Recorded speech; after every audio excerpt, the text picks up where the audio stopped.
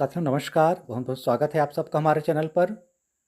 साथियों जैसा कि आप सभी जान रहे हैं केबीसी की जो कॉलिंग है वो शुरू हो चुकी है। बहुत से लोगों को आई है और बहुत से लोगों को आने वाली है, आ रही है और वेन्यू भी निश्चित हो चुका है। केबीसी जूनियर का 28 तारीख को है ऑडिशन। तो उसमें जो है जीके और करंट अफेयर्स के प्रश्न पूछे जाते हैं और पर्सनल इंटरव्यू भी होता है।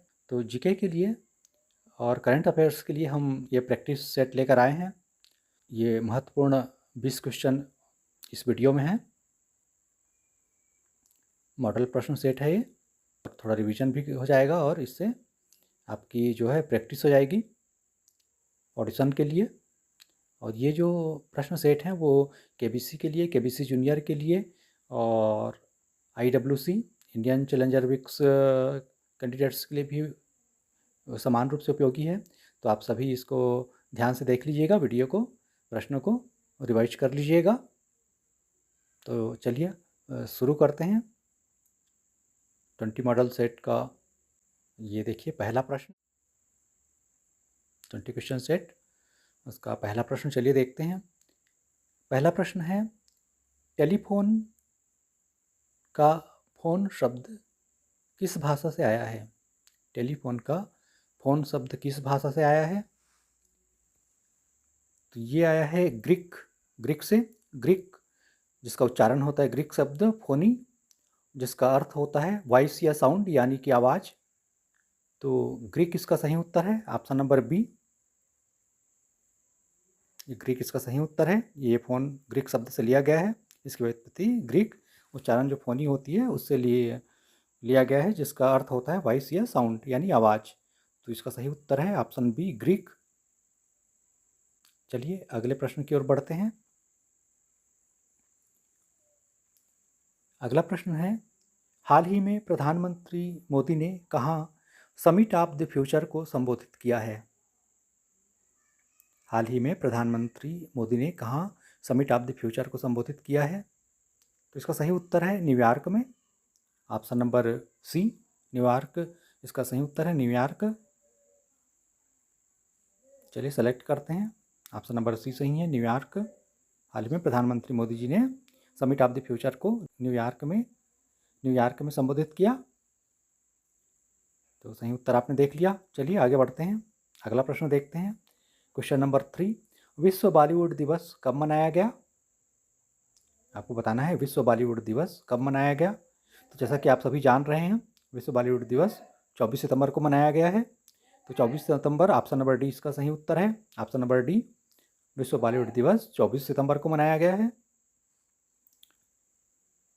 सही उत्तर आपने देख लिया। चलिए आगे बढ़ते हैं। प्रश्न क्रमांक 4, भारत की वंदे मेट्रो का नाम बदलकर क्या किया गया है? आपको बताना है भारत की वंदे मेट्रो का नाम बदलकर क्या किया गया है। हाल ही की घटना है। तो इसको कर दिया गया है नमो भारत रैपिड रेल। पहले जो वंदे मेट्रो नाम था उसको बदल दिया गया है और नया नाम दिया गया है Namo Bharat rapid rail. Option number C सही है, नमो भारत रैपिड रेल इसका सही उत्तर है।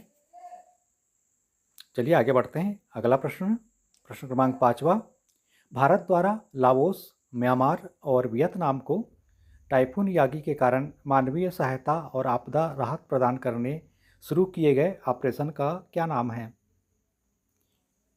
प्रश्न पूछा गया है, भारत द्वारा लाओस, म्यांमार और वियतनाम को टाइफून यागी के कारण मानवीय सहायता और आपदा राहत प्रदान करने शुरू किए गए ऑपरेशन का क्या नाम है? तो इस ऑपरेशन का नाम है ऑपरेशन सद्भाव। ऑप्शन नंबर ए सही है, विकल्प क्रमांक पहला, ऑप्शन नंबर ए, ऑपरेशन सद्भाव इसका सही उत्तर है। चलिए आगे बढ़ते हैं, अगला प्रश्न देखते हैं। पोर्ट ब्लेयर का नया नाम क्या रखा है? पोर्ट ब्लेयर का नया नाम क्या रखा है? 4 ऑप्शन दिए गए हैं, विजयनगर, ज्योतिपुरम, श्री विजयपुरम या फिर श्रीपुरम। तो इसका सही उत्तर है पोर्ट ब्लेयर का नया नाम है Shri Vijayapuram. Option number C सही है, पोर्ट ब्लेयर का नया नाम श्री विजयपुरम रखा गया, ऑप्शन नंबर सी। चलिए आगे बढ़ते हैं, आज का 7वां प्रश्न देखते हैं।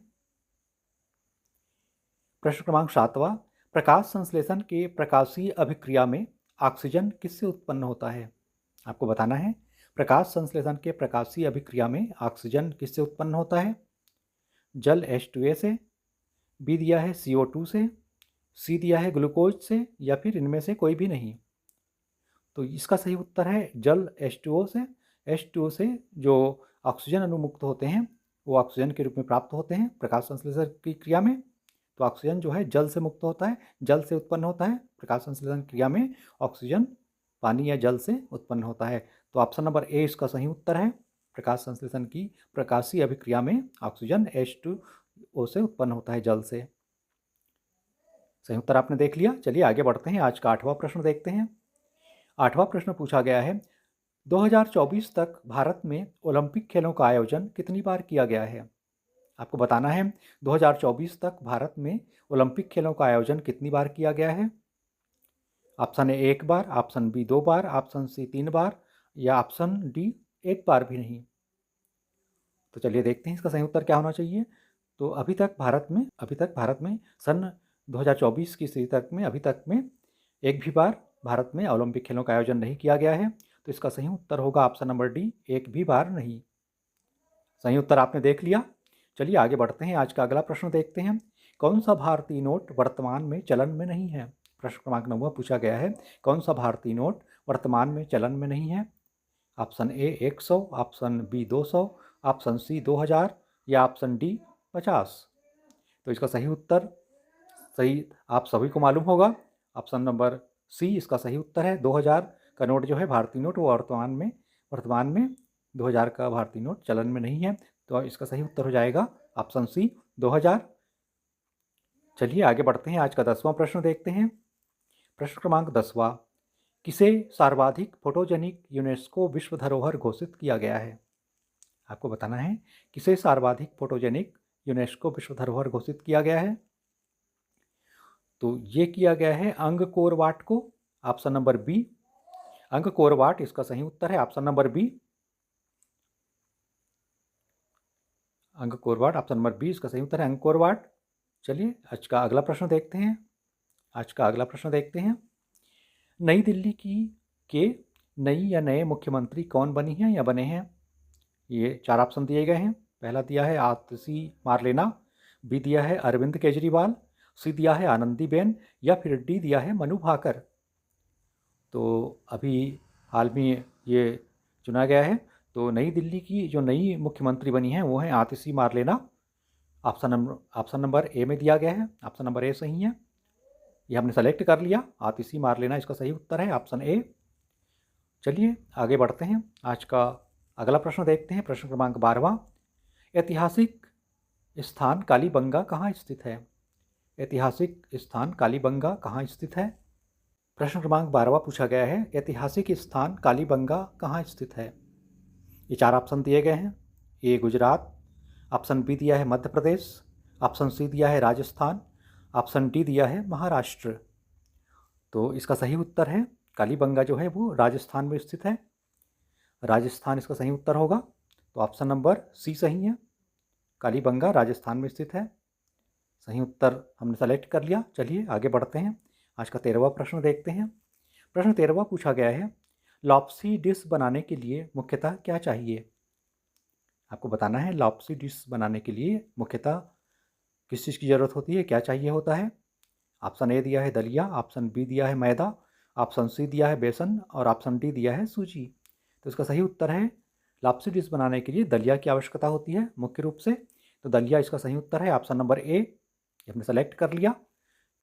देखिए अगला प्रश्न पूछा गया है, क्वेश्चन 14, कौन सी नदी विषुवत भूमध्य रेखा को 2 बार काटती है? प्रश्न आपने देख लिया, कौन सी नदी विषुवत या भूमध्य रेखा को 2 बार काटती है? Option A Nile, option B Brahmaputra, option C Congo, या फिर ऑप्शन डी अमेजन। तो इसका सही उत्तर है कांगो। कांगो नदी जो है वो विषुवत या भूमध्य रेखा को 2 बार काटती है। तो ऑप्शन सी कांगो इसका सही उत्तर होगा, कांगो नदी। कांगो नदी जो है वो विषुवत या भूमध्य रेखा को 2 बार काटती है। ये हमने सेलेक्ट कर लिया सही उत्तर। चलिए आगे बढ़ते हैं, अगला प्रश्न देखते हैं। प्रश्न 15वां, जम्मू कश्मीर में फरवरी 2023 में किस चीज़ के मिलने का पता चला था? प्रश्न पूछा गया है, जम्मू कश्मीर में फरवरी 2023 में किस चीज़ के मिलने का पता चला था? ऑप्शन ए दिया है एल्यूमिनियम, ऑप्शन बी दिया है गोल्ड, ऑप्शन सी दिया है यूरेनियम या फिर ऑप्शन डी लिथियम।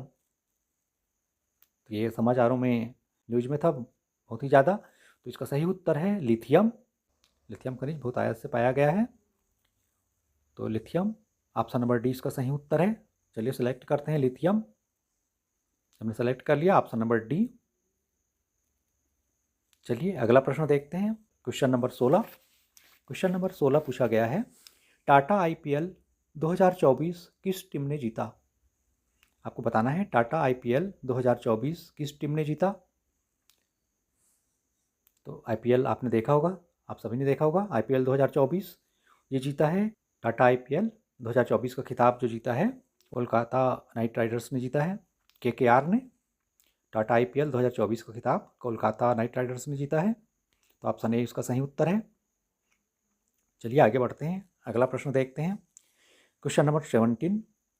ग्रीष्मकालीन पेरिस ओलंपिक 2024 हॉकी में भारतीय टीम ने कौन सा पदक जीता?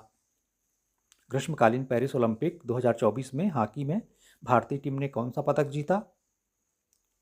ए स्वर्ण पदक, बी रजत पदक, सी कांस्य पदक या इनमें से कोई भी नहीं। तो ग्रीष्मकालीन पेरिस ओलंपिक 2024 हॉकी में भारतीय टीम ने कांस्य पदक जीता। कांस्य पदक यानी ऑप्शन सी इसका सही उत्तर है, कांस्य पदक। चलिए हमने ये सेलेक्ट कर लिया कांस्य पदक। चलिए अगला प्रश्न देखते हैं, आज का 18वां प्रश्न। श्रीलंका के वर्तमान राष्ट्रपति कौन है? अभी ये हाल ही की घटना है। श्रीलंका के वर्तमान राष्ट्रपति कौन है? ऑप्शन ए दिया है अनुरा कुमारा दिसानायके, रानिल विक्रमसिंघे, ऑप्शन बी, और option C Mahinda Rajapaksa, option D दिया है गोटाबाया राजपक्षे। तो इसका सही उत्तर है ऑप्शन ए अनुरा कुमारा दिसानायके। श्रीलंका के वर्तमान राष्ट्रपति चुने गए हैं, वर्तमान में श्रीलंका के राष्ट्रपति हैं अनुरा कुमारा दिसानायके। ऑप्शन ए इसका सही उत्तर है, ये हमने सेलेक्ट कर लिया। चलिए आगे बढ़ते हैं, अगला प्रश्न देखते हैं। प्रश्न क्रमांक 19। नए संसद भवन के वास्तुकार कौन हैं? आपको बताना है नए संसद भवन के वास्तुकार कौन हैं। Option Edwin Lutyens, Herbert Baker, Vimal Patel या इनमें से कोई भी नहीं।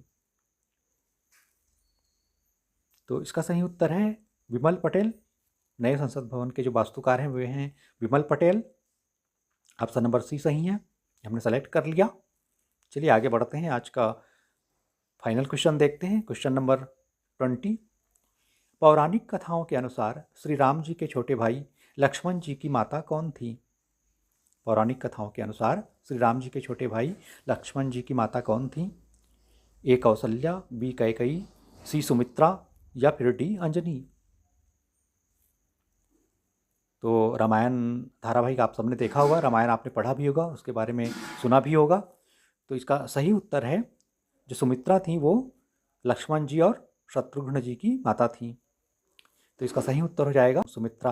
लक्ष्मण जी की जो माता थी सुमित्रा थी, ये वो जो शत्रुघ्न जी थे उनके भी माता थी। तो जो दोनों जुड़वा भाई थे लक्ष्मण जी और शत्रुघ्न जी, तो ये सुमित्रा जी उनकी माता थी लक्ष्मण जी की। इसका सही उत्तर हो जाएगा सुमित्रा, ऑप्शन सी। तो इस तरह से हमने आज 20 प्रश्नों के महत्वपूर्ण प्रश्नों के उत्तर हमने इस क्वेश्चन सेट में देखे। अगले सेट में नए प्रश्नों के सही उत्तरों के साथ फिर से मुलाकात होगी आप सबसे। अनुमति दीजिए और अच्छे से तैयारी करते रहिए आप सब। अच्छे से ये जीके और करंट अफेयर्स की तैयारी अच्छे से करते रहिए। ऑडिशन में भी ये प्रश्न आ सकते हैं और हार्ड सीट पर भी ये पूछा जा सकता है। और जो क्वेश्चन होते हैं ऑनलाइन ऑडिशन उसके लिए भी ये उपयोगी हैं। तो आप अच्छे से तैयारी करते रहिए, जीके और करंट अफेयर्स के बुक भी पढ़ते रहिए। अगली कड़ी में फिर से आपसे मुलाकात होगी। अनुमति दीजिए। बहुत बहुत धन्यवाद आप सबका। Thank you for watching.